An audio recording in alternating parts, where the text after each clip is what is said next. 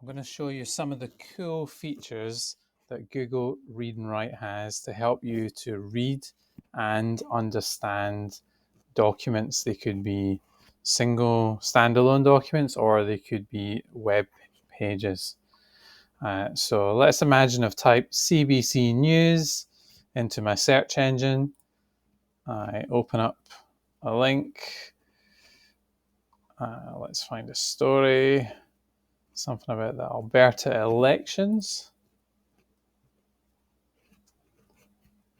I'll need to escape from full screen view for this demonstration. Okay, so we need to open up Google Read and Write if we don't have it open already by clicking on the purple jigsaw puzzle piece.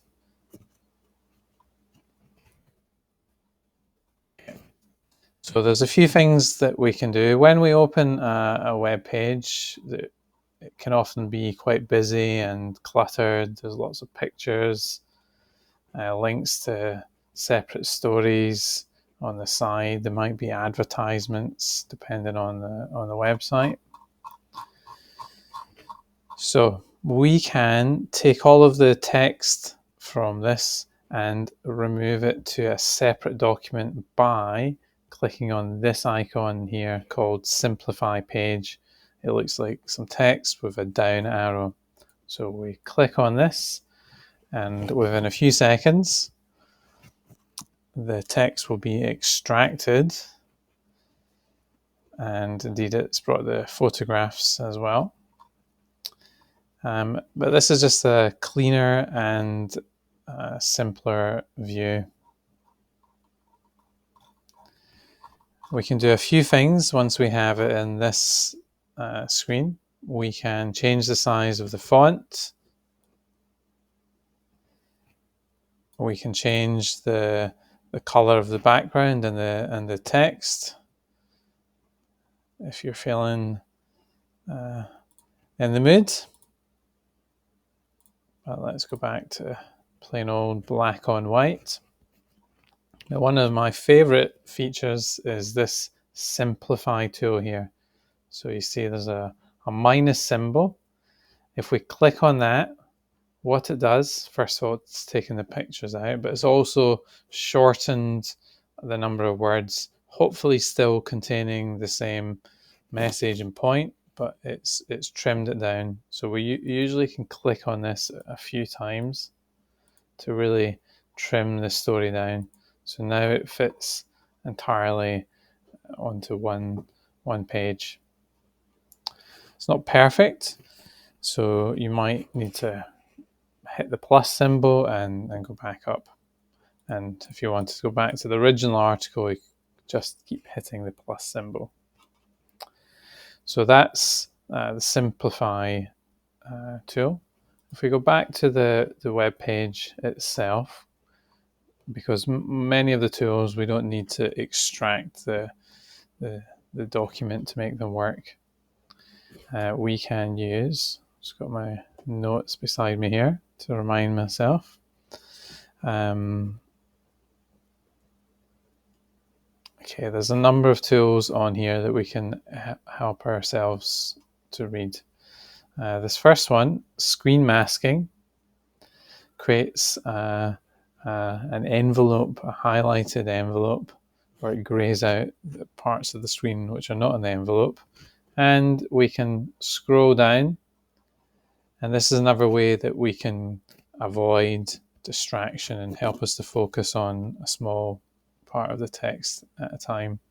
And you can adjust it, the size and brightness and so on, by that within the settings.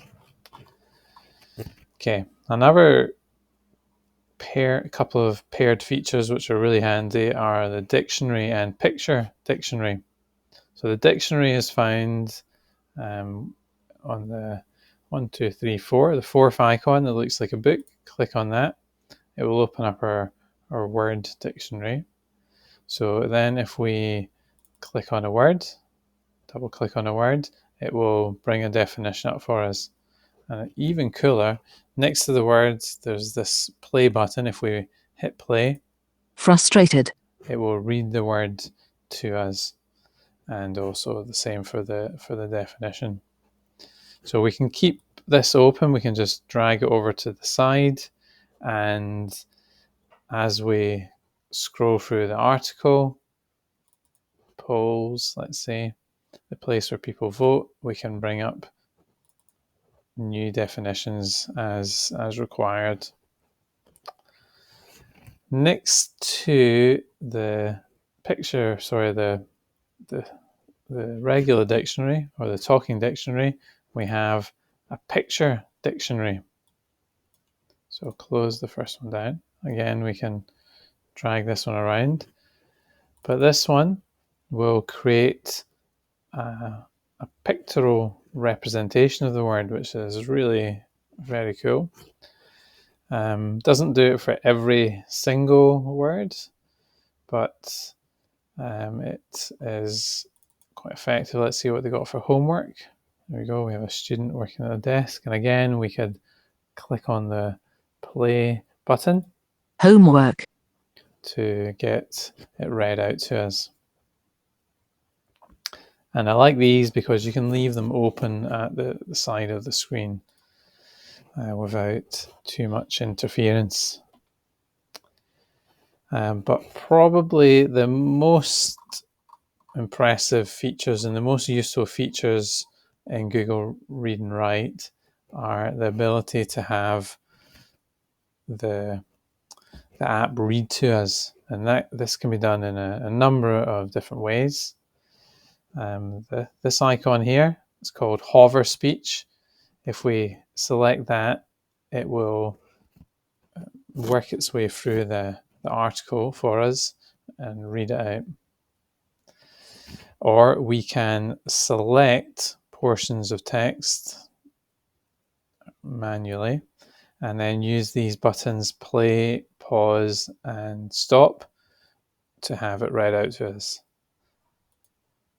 Polls suggest this election is still too close to call, and in Calgary, Beddington, several people told CBC News they are struggling to make up their mind. Okay, so we can pause and resume. Now you have some choices in the settings as to which accent you prefer and how fast or slow you would like them to read. So you can customize it according to your preferences. So we're going to click stop on that one. There's also one last reading tool, which is quite handy. It's this one here called Screenshot Reader. And if you click on that one, you can create a box around text that you want to be read out. So it's particularly handy for text which is not on the main body of the web page, but it's off to the side or it's underneath. So let's see if we can get it to work.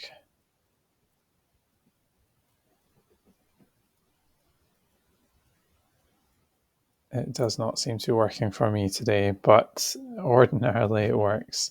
But even if that one didn't work and I wanted this text to be read, I could just select it. Or if I wanted this text to be read, I could try and select it without opening the web page and use the play, pause, and stop buttons. Okay, so as you can see, there are a number of really cool features that will help you to read and to understand any text that you have been given by your teachers.